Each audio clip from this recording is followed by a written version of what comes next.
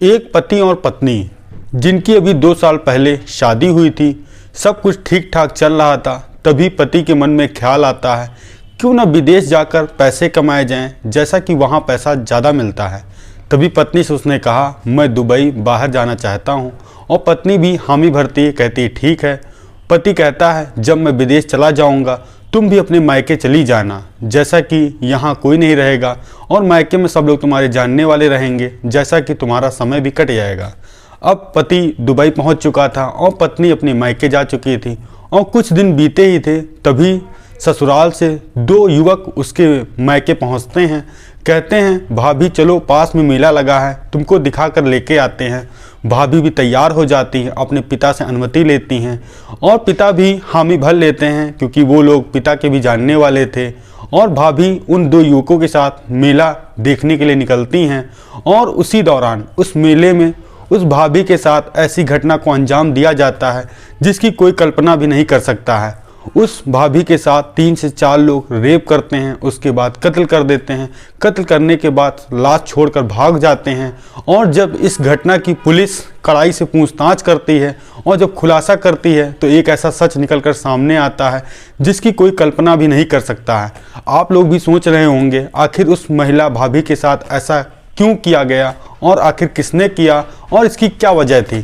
तो इस वजह को जानने के लिए आप लोग से यही विनती है कि वीडियो के अंत तक जरूर बने रहिएगा, तभी इस घटना के बारे में सच्चाई आपको पता चलेगी। नमस्कार, मेरा नाम रवि है। मैं आशा उम्मीद करता हूँ आप लोग बहुत अच्छे होंगे और बहुत बढ़िया होंगे। अगर आप लोग हमारे चैनल पर नए हों तो सब्सक्राइब बेल आइकन जरूर दबाएं, जैसा कि समाज में घट रही क्राइम की घटनाएं आप तक तुरंत पहुँचती रहें। यह सच्ची घटना चालू होती है उत्तर प्रदेश का एक ज़िला है फतेहपुर। फतेहपुर के पास एक थाना है जिसका नाम है ललौनी थाना, और उसी के अंतर्गत एक क्षेत्र है जिसका नाम है अब्बू मोहम्मदपुर और 10वां मील। यहीं पर एक निर्माणाधीन मकान बन रहा था, और पिछले 1 हफ्ता पहले इसके दूसरे फ्लोर पर छत का कार्य हुआ था। इसीलिए से उस घर में अभी काम ठप था, और जो वहाँ का लेबर था वह सुबह शाम आकर इसी घर पे पानी डालने का काम किया करता था।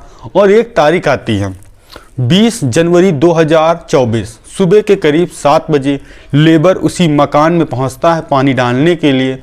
वह सब जगह तराई कर रहा था, और जो सेफ्टी टैंक बना था वहां पानी डालने के लिए जाता है। तभी देखता है कि एक महिला की लाश बहुत ही आपत्तिजनक हालत में पड़ी है, और जो उसका सिर है वो पहचान लायक नहीं आ रहा है। ऐसा लग रहा है किसी ने उसका सिर कुचला है, और उसके बदन पर एक भी कपड़ा नहीं है। जैसे ही यह घटना वह देखता है वह सहम जाता है, वह कांपने लगता है, और तुरंत अपने मकान मालिक को फ़ोन करता है और इस घटना के बारे में पूरी जानकारी देता है। और मालिक 10 से 15 मिनट में अपने मकान पे आता है जो बन रहा था, और वह भी देखने के बाद सहम जाता है, और वह तुरंत पास का जो पुलिस थाना था वहां फ़ोन करता है और इस घटना की जानकारी देता है। अब पुलिस भी, अब कत्ल का मामला था, ना देरी दिखाते हुए मौका वारदात पर आधे घंटे से पहले पहुंच जाती है, और उस महिला की डेड बॉडी को सेफ्टी टैंक से बाहर निकाला जाता है। और तभी कुछ ही देर में आसपास के जितने ग्रामीण थे उस मकान के पास पहुंच जाते हैं और उस महिला की पहचान करने की कोशिश करते हैं, मगर कोई पहचान नहीं कर पाता है क्योंकि उस महिला के सर पहचान लायक नहीं आ रहा था।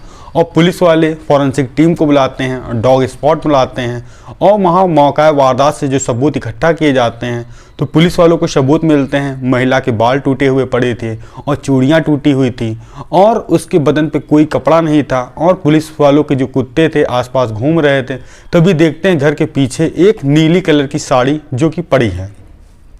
अब पुलिस वालों ने महिला को पोस्टमार्टम शव भेजा, और प्लस वहाँ शिनाख्त करने के लिए लोगों से पूछताछ की, मगर उनको कोई सफलता नहीं प्राप्त हुई। उसके बाद 8 घंटा बीतते हैं, और तभी एक व्यक्ति जिसकी उम्र रही होगी 50 से 60 साल, जो कि गाजीपुर थाना क्षेत्र का रहने वाला था, और पोस्टमार्टम हाउस पहुंचता है। और जो वहां पुलिस वाले उस महिला का शव लेकर गए थे पोस्टमार्टम के लिए, उनसे कहता है सर मुझे ऐसा लग रहा है कि मेरी कहीं बेटी तो नहीं है। तो पुलिस वाले कहते हैं चलो दिखा देते हैं, चल के शिनाख्त कर लो चल के। जैसे ही वह उस व्यक्ति महिला को देखता है वह जोर जोर से रोने लगता है, चिल्लाने लगता है। पुलिस वाले उसको थोड़ा सहारा देते हैं और पुचकार की बात करते हैं, तो वह बताता है कि साहब यह मेरी बेटी है जो विवाहित है। जिसकी शादी 28 अप्रैल 2022 को राधानगर थाना क्षेत्र में पति छोटे लोधी से कराई थी, जो कि अभी वह बाहर दुबई गया है। इसी कारण से वह बेटी मेरे पास यहाँ रहती थी, और जो कि 15 जनवरी से 2 युवक ससुराल से मेरे घर आए थे और उन्होंने कहा था कि बेटी को मैं अपनी भाभी को मेला दिखाने के लिए जा रहा हूं, और उसके बाद से मेरी बेटी कभी घर लौटकर नहीं आई, जिसके कारण से 18 जनवरी को मैं थाने गया और मैंने पुलिस में शिकायत करने का प्रयास किया, मगर पुलिस वालों ने मुझे ये बोला कि क्या पता आपकी बेटी किसी रिश्तेदारी में गई हो, वहाँ जांच पड़ताल कर लो, तब उसके बाद गुमशुदगी की रिपोर्ट दर्ज करेंगे। जैसे ही पुलिस को इस घटना के बारे में जानकारी हुई और जो 2 युवक ससुराल के वह व्यक्ति बता रहा था, और उस व्यक्ति के खिलाफ पुलिस ने गंभीर धाराओं में केस दर्ज करके अपनी जो मुखबिर थे, सर्विलांस की टीम थी, उनको लगा दिया। अब पुलिस वाले ढूंढने में बिल्कुल लगे थे, मुजरिम को ढूंढा जाए, क्योंकि अब उनको लग रहा था इस घटना को इन लोगों ने ही अंजाम दिया है। और क्यों दिया है या तो तभी बात पता लगेगी जब वह व्यक्ति अरेस्ट में होंगे। तभी एक तारीख आती है, जो तारीख थी सोमवार का दिन आता है। तारीख थी 22 तारीख और दोपहर के 1:30 बजे जो कि खुर्रम नगर के पास पता चलता है 3 से 4 युवक खड़े हैं और पुलिस वाले उनको दबोचती है। दबोचने के बाद थाने लाकर आती है, पता चलता है जो उस महिला का चचेरा देवर था वह फरार है, जो कि वही मुख्य आरोपी था, और जो उनके 3-4 दोस्त मिले थे। अब पुलिस वाले उनसे कड़ाई से पूछताछ करते हैं और उस महिला के कत्ल के बारे में जानकारी इकट्ठा करते हैं, तो एक ऐसा सच निकल कर सामने आता है जो वाकई में हैरान और परेशान कर देने वाला था। तभी वह बताता है जो मेरा दोस्त है, जो भाभी का चचेरा भाई है या चचेरा देवर है, वह अपने जो भाई था जो कि दुबई में था, तभी उससे बात हुई। उसने कहा कि जो मेरी पत्नी है, मुझे ऐसा लगता है कि जो मेरा बड़ा भाई है उससे अवैध संबंध हैं, इसके कारण से आए ना आए दिन हमारे अंदर लड़ाई झगड़ा होता है और छोटी छोटी बात को लेकर मनमुटाव रहता है। क्यों ना तुम मेरी पत्नी को रास्ते से हटा दो, जिसके लिए उसने 3 लाख की अपने चचेरे भाई को सुपारी दी और इस घटना को अंजाम ऐसा देने का प्रयास किया कि ऐसा लगे कि यह कोई हादसा था। अब सब चारों मिलकर एक तारीख रखते हैं 15 जनवरी 2024। तभी बताता है उसका पति जो कि दुबई में छोटू था, तो कहता है वह पत्नी अभी ससुराल में है और यहाँ से 4 युवक अब भाभी के घर निकलते हैं वहाँ उसको लेने के लिए। और जैसे ही 2 किलोमीटर पहले 3 युवक वहाँ ठेका पड़ता है, वहाँ उतर जाते हैं और वहाँ उतरने के बाद वो लोग शराब का सेवन करते हैं और 2 लोग चचेरा भाई जो उसका युवक था और उसका दोस्त अब वो भाभी के घर जाते हैं। कहते हैं भाभी चलो मेला दिखाने के लिए तुमको ले चलते हैं, क्योंकि आपने कहा था जब मेला लगेगा तो मैं तुम्हारे साथ देखने चलूँगी। जैसा कि उसने पिता से अनुमति ली, अनुमति लेने के बाद वह युवक के साथ निकलती है गाड़ी से, और तभी जो 2 युवक ठेके पे खड़े थे वह भी उस गाड़ी के पीछे पीछे चल रहे थे। तभी पता चलता है जो पीछे दोस्त उसके 2 गाड़ी से आ रहे हैं उनकी गाड़ी का पेट्रोल ख़त्म हो गया। अब जैसे ही यह जानकारी उसके चचेरे देवर को हुई तो उसको लगा कि मैं अगर फ़ोन करके कुछ पैसे भेजूंगा तो उसको भाभी को शक हो जाएगा और जिससे वह विरोध कर सकती है, वह उतर के अपने घर जा सकती है।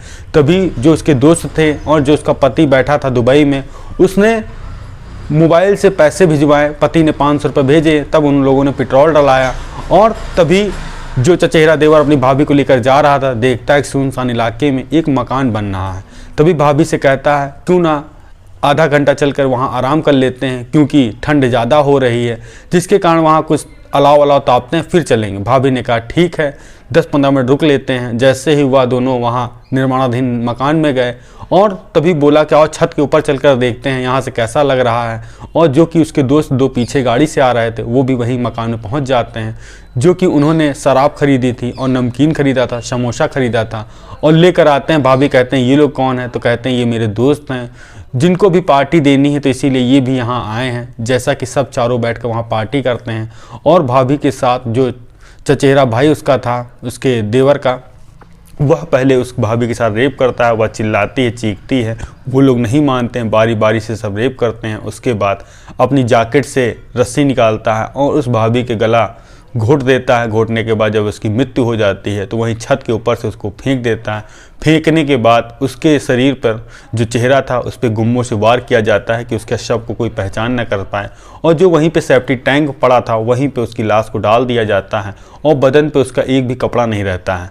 यह घटना अंजाम देने के बाद वह सब फरार हो जाते हैं, और जब इसकी पुलिस को बयान पता चलती है वह भी इन लोगों के खिलाफ मुकदमा दर्ज करके कड़ी से कड़ी सज़ा दिलाने के लिए पुलिस भी मांग करती है, और जो उसका पिता था वह भी मांग करता है। और बाद में पता चलता है जो इस महिला का पति था जिसका नाम छोटू था वह भी आपराधिक मामलों में दर्ज है। 2015 में वह जेल जा चुका है। 2 साल जेल काटने के बाद अब पुलिस यही सोच रही है कि जब उसके ऊपर आपराधिक मुकदमा चल रहा था तो उसका पासपोर्ट कैसे वेरीफाई हुआ और वह कैसे विदेश चला गया, यह भी जांच का विषय है।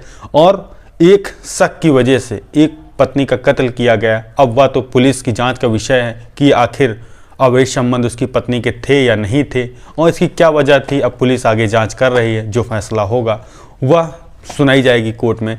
आई होप अगर आप लोगों को कहानी हमारी अच्छी लगी हो तो चैनल पर जाके सब्सक्राइब, बेल आइकन दबाएं। मिलते हैं नई कहानी में नई शुरुआत के साथ। जय हिंद, जय भारत।